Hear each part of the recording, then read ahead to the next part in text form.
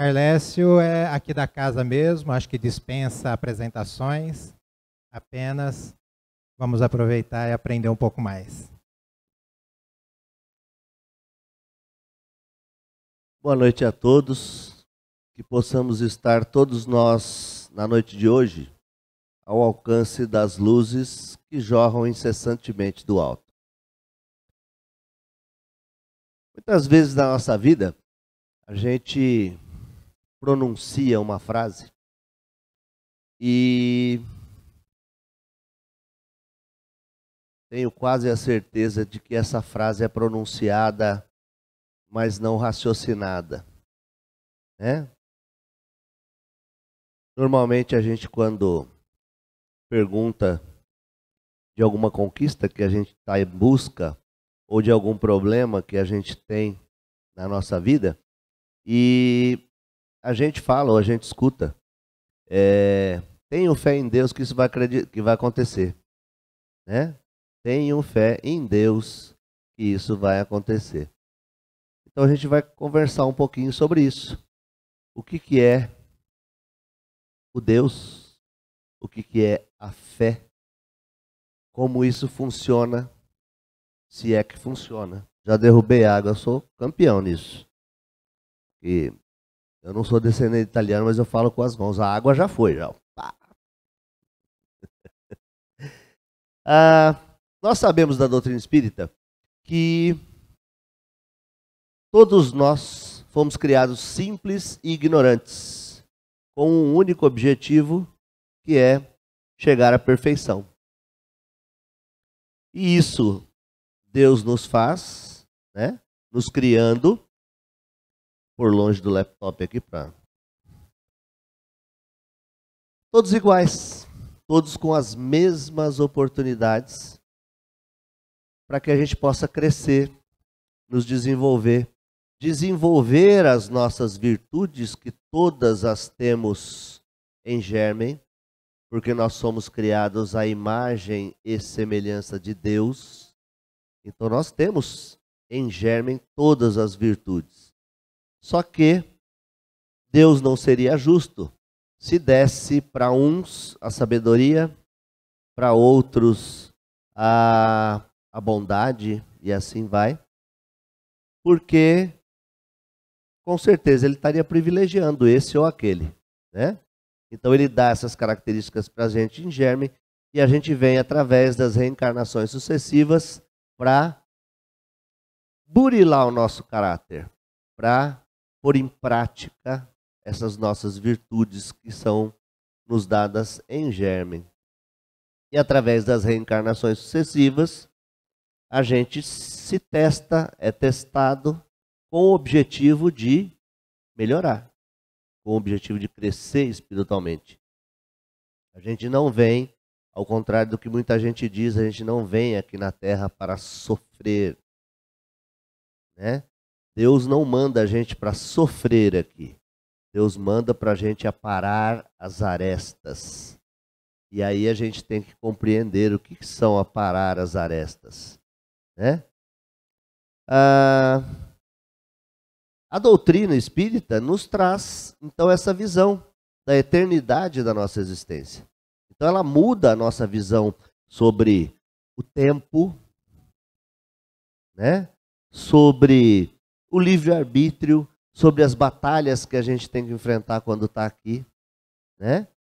Que são, como está escrito lá no Livro dos Espíritos, que são as vicissitudes da vida terrena, que são as coisas que a gente está em contato simplesmente por estarmos encarnados nesse corpo aqui na Terra.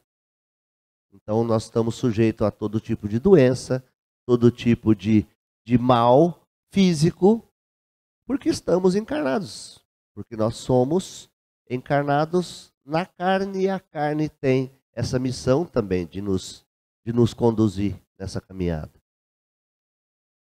Mas a gente, quando fala em fé em Deus, a doutrina nos traz uma ideia de Deus que até então nunca tinha sido discutida. A primeira questão do Livro dos Espíritos, que as questões são numeradas, né? Questão 1, questão 2. A primeira questão do Livro dos Espíritos não é perguntado aos espíritos que nos orientem assim, quem que é Deus? Né? Muito pelo contrário. Primeira questão do Livro dos Espíritos, a pergunta é assim, ó, o que é Deus? E os espíritos nos respondem que Deus é a inteligência suprema, causa primária de todas as coisas. Aí começa-se a perguntar mais sobre Deus. Ah, como é que ele é? Como é que é o jeitão? Como é que eu faço? Eu consigo entender Deus, tal? E os espíritos nos respondem que a nossa linguagem é muito pobre, que não caberia no nosso entendimento eles conseguirem nos explicar como é Deus. E aí eles nos dizem o seguinte, que a gente não consegue entender o que é Deus, mas a gente pode conhecer Deus pelos seus atributos. Muitas pessoas falam, tem muita questão lá no Livro dos Espíritos, que os Espíritos dão uma de esquerdo e não respondem. Né? Eles falam sempre assim, sua linguagem é pobre para que eu possa explicar. Não dá a impressão daqueles políticos que quando não quer responder uma pergunta num debate sai de lado? E os detratores da doutrina espírita, às vezes, se utilizam disso para tentar fazer com que a gente esmoreça no conhecimento. Agora, é muito fácil entender quando a palavra nos é pobre para explicar alguma coisa. Quer ver? Eu vou dar um exemplo aqui, que seria interessante a gente pensar nisso. Porque a gente fala assim, a gente conhece todas as palavras, né? O dicionário tem as palavras, então a gente conhece as palavras. Eu poderia usar vocês duas de exemplo? Pode ser? Então é o seguinte, eu vou provocar uma situação em vocês que você não vai ter palavras para explicar. Você acha, por exemplo, que se eu te contar qualquer coisa, você consegue explicar para ela? Depende. Então eu vou te fazer uma pergunta. Você sabe a diferença entre o azul e o vermelho? Não, você não sabe a diferença? Isso, mas você sabe a diferença. Então eu gostaria que você explicasse para ela a diferença entre o azul e o vermelho. Só que tem uma coisinha. Ela é cega de nascença.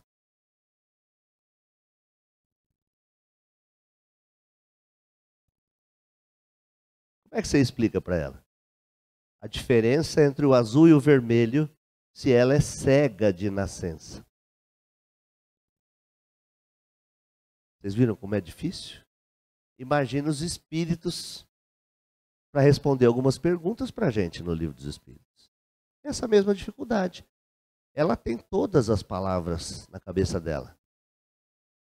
Só que para explicar para ela o que é a diferença entre o azul e o vermelho, ela não sabe. Mas não é que ela não sabe, ela sabe. Só que ela não sabe explicar para ela, na condição que ela está, a diferença. Isso é uma coisa simples, não é? Vermelho é a blusa daquela senhora, azul é a sua blusa. Está explicado? Para nós, mas para ela não, ela nunca viu. Né? Fala assim, vermelho é uma cor quente. Ela vai pôr a mão nos dois, a mesma temperatura. Não é? Então, essa história do Livro dos Espíritos falar que faltam palavras, é isso que acontece. Simplesmente isso que acontece. Mas aí, para dar uma, né? Para não deixar a gente sem resposta, os Espíritos falam assim, a gente pode conhecer os atributos de Deus. E através dos atributos de Deus, a gente possa, talvez, compreender melhor o que é Deus. Eles também falam que esses atributos que eu vou ler aqui agora são alguns dos atributos de Deus. Mas esses alguns são aqueles alguns que está à disposição da gente entender. Certo? Por quê? Porque a pobreza da linguagem humana está ligada justamente nisso. Eu derrubei a água. Porque a gente precisa, quando não tem a palavra, de que pelo menos nos dê algo que seja comparável, para que a gente possa compreender. No caso ali, ela não conseguiria comparar o verde com o azul, para uma pessoa cega de nascença, né? E se ela conseguisse alguma coisinha, ela não ia conseguir explicar na totalidade, porque ia ter muita coisa sobre o azul e o vermelho que ela não ia conseguir passar. Então, quando são perguntados, né, os espíritos sobre como seria Deus, eles falam, olha, pelas características dá para você entender o que é Deus. Então, eles falam como características essas daqui, ó. Eterno, imutável, imaterial, único, onipresente, onisciente, onipotente e soberanamente justo e bom. Ele é eterno porque existe desde o princípio dos tempos. Porque se ele não existisse desde o princípio dos tempos, ele teria sido criado por alguém, então ele não seria único. E ele é único. Ele é imutável, nunca mudou. Ele é imaterial. Ele não é de matéria. Ele está em todos os lugares, onipresente. Sabe de tudo o que acontece no universo, não cai uma só única folha do universo sem o seu conhecimento. Então ele é onisciente, ele sabe de tudo. Ele é onipotente, ele pode tudo. E ele é soberanamente justo e bom. E a sua sabedoria se nos revela não só nas grandes coisas, como a gente vê aí a harmonia do universo, né? Desde que o mundo é mundo, que o pessoal aprendeu a se guiar pelas estrelas, está ali no mesmo lugar, na mesma direção, e isso pode ser usado hoje, né? O universo é perfeito, funciona perfeitamente, o nosso organismo, tudo funciona sem a gente precisar mandar, né? Fala assim, bate o coração, né? Filtra aí, rim, não precisa, ele está funcionando lá, belezinha. E deixa a gente, né? Aqui encarnado. Então, não só nas grandes coisas, como nas pequenas coisas, Deus se manifesta. E Deus está em tudo. Deus está em todo lugar. Deus está dentro de nós. Então, quando a gente fala que a gente tem fé em Deus, é esse o Deus que a gente tem fé. É esse o Deus que a gente acredita. Não é? É esse Deus que a gente não tem dúvida que exista. Concordam? E qual a maneira de a gente se comunicar com Deus? A gente consegue se comunicar com Deus? Com a oração. É?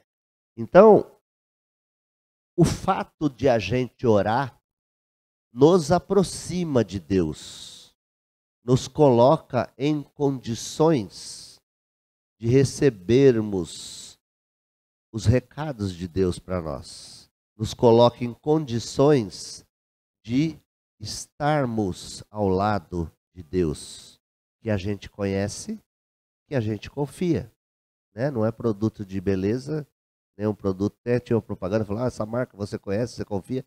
Deus a gente conhece e a gente confia, né? Por isso a gente diz ter fé nele, porque sabe que ele pode tudo. Só que quando a gente vai orar, o Evangelho segundo o Espiritismo fala o seguinte, a gente vai ter que conversar com Deus. E o exercício da oração, por incrível que pareça, para uma grande maioria das pessoas é um exercício doloroso. As pessoas não conseguem orar, não conseguem falar com Deus. Se pedir para orar em público, então, eu costumo dizer assim que quando você está num grupo, o joelho da pessoa é a parte que ela mais confia.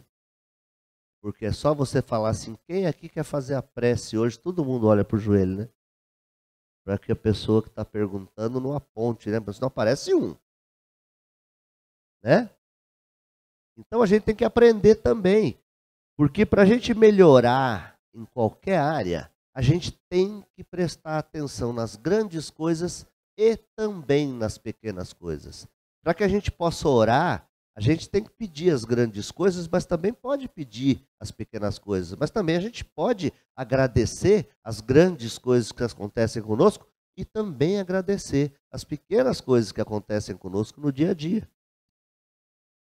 A gente sabe que Deus compreende todas as nossas dificuldades. Então, a nossa dificuldade de orar também é compreendida por Deus.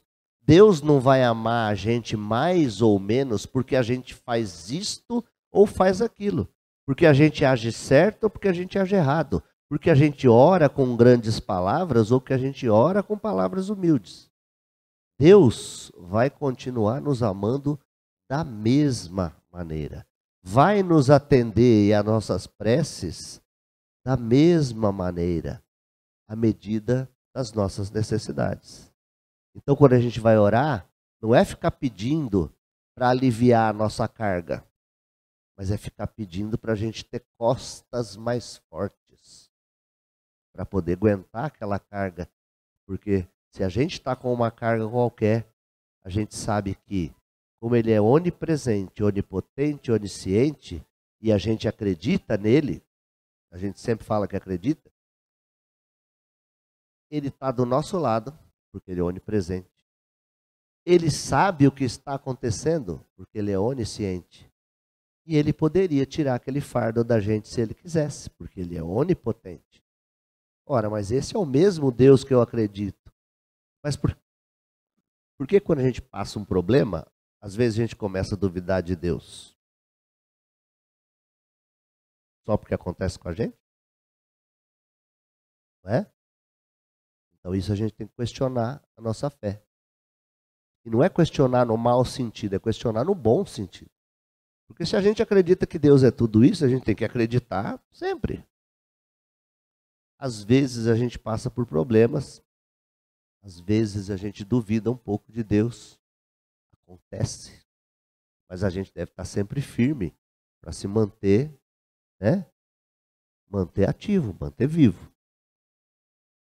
No Evangelho segundo o Espiritismo também se coloca a respeito da oração. Os discípulos perguntaram: Pai, ensina-nos a orar. E Deus ensinou a oração sublime do Pai Nosso, que a gente sabe decor. E quantas pessoas sabem decor e oraram o Pai Nosso a vida inteira e num momento de aflição, vai orar e esquece a letra. Isso acontece. Não é? Por quê? Você está ali no desespero do seu problema. E você nem está pensando em Deus, você está querendo resolver o seu problema. E rápido. Eu já passei por umas situações assim estranhíssimas, né?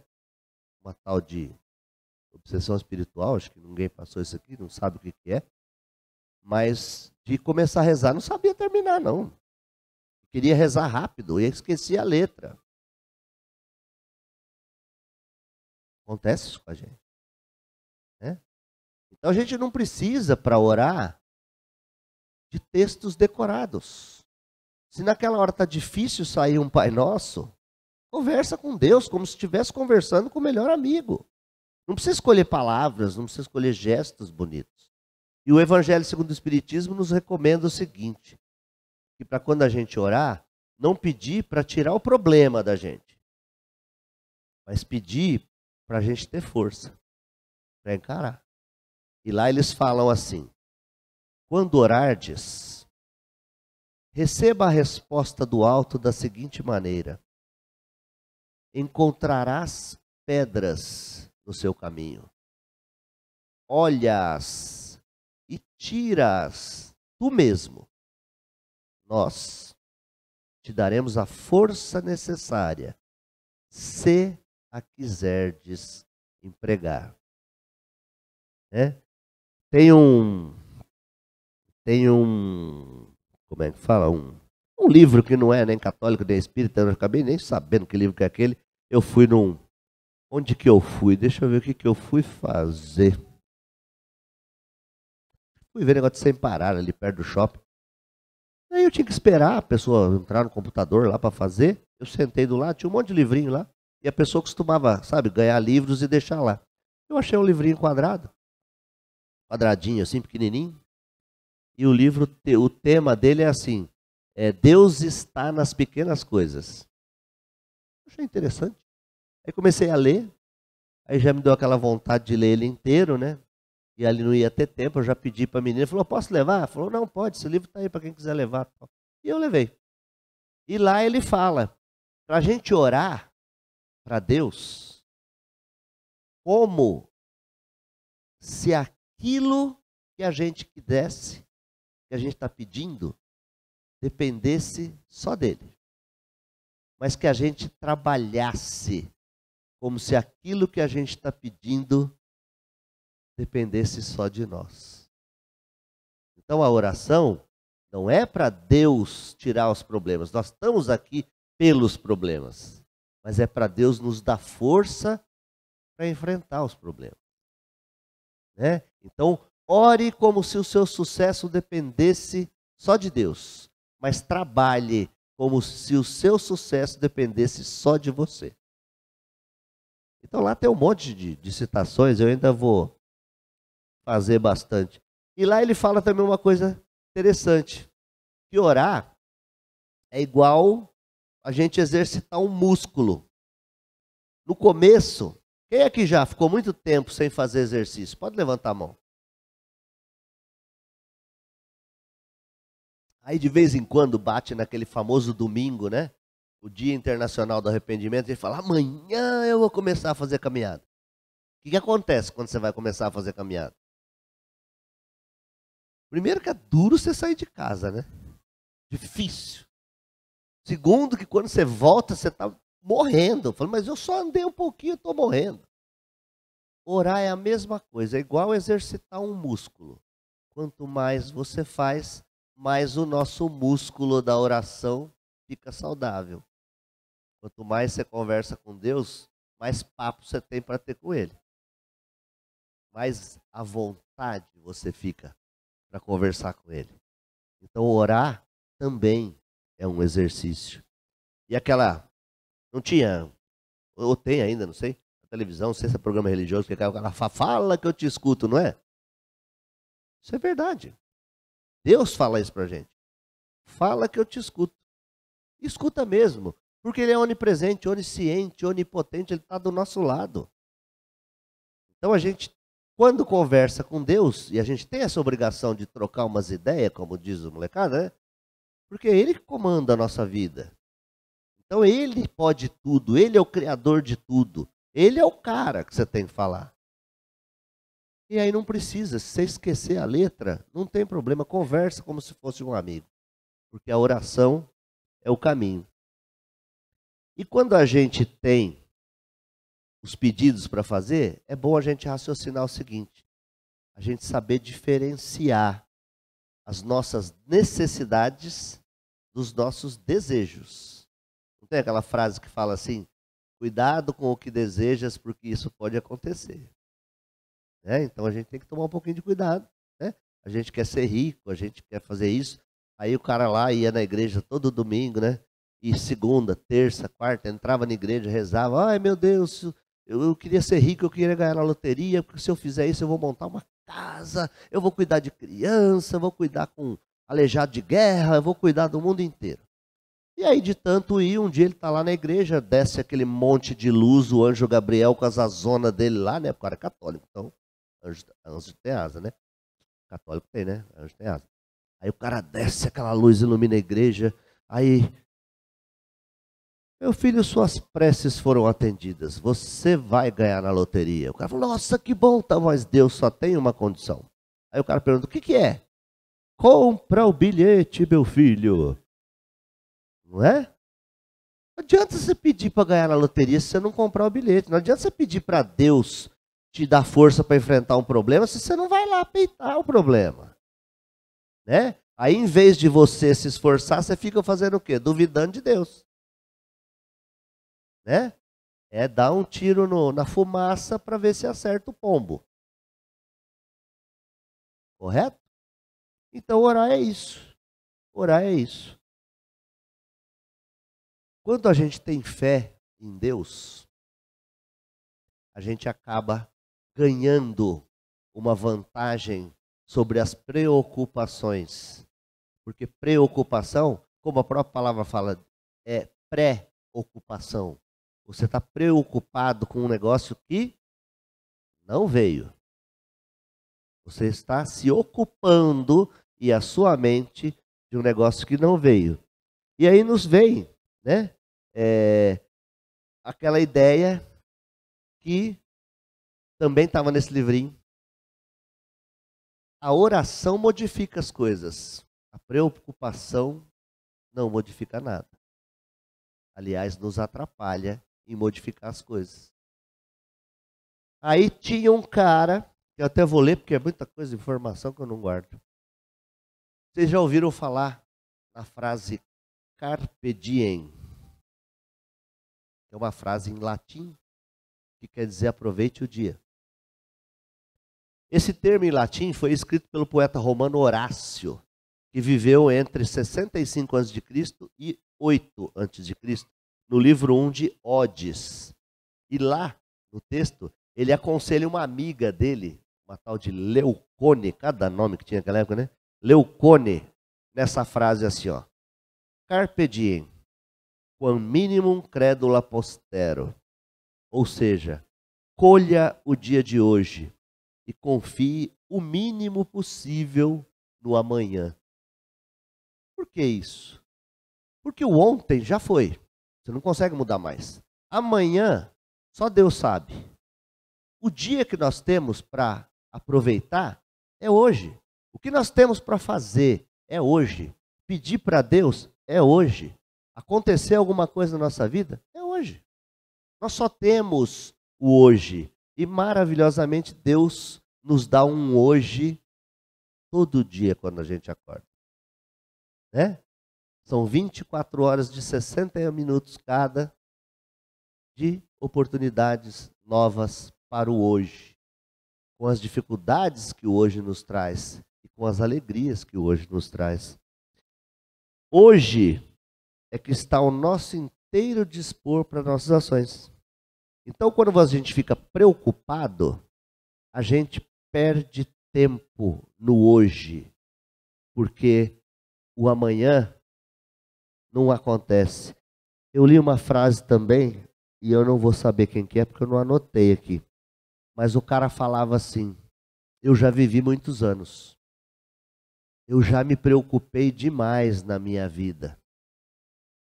E a grande maioria das minhas preocupações nunca aconteceram.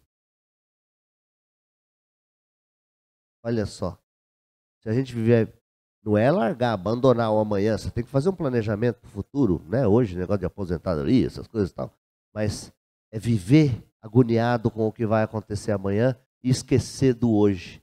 Esquecer de pedir e agradecer a Deus hoje, não para amanhã, para hoje. Certo?